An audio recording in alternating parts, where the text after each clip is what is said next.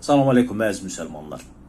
Cüməniz mübarək. Bu günləri bir ayə barəsində danışacağım ki, bəlkə də ilk dəfə də eşidirsiniz.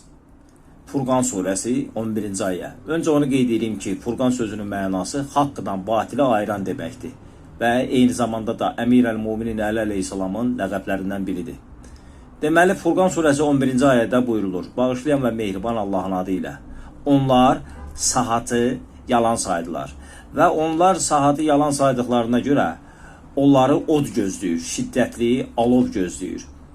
Ayənin zahirinə baxanda burada söhbət qiyamətin saatından gedir.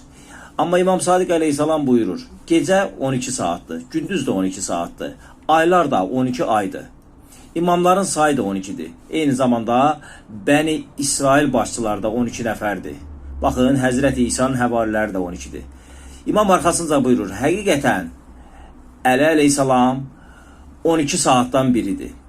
Və arxasınca buyurur: Allah buyurur: xeyr, onlar saatı yalan saydılar. Biz də saatı yalan sayan hər kəs üçün yandıran bir od hazırlamışıq. Deməli əzizlər, 12 saat, yəni 12 mama işarədir. Bunları da yalan sayanlar hardadır? Odda. Düşünürəm məsələ aydındır. Salam aleykum.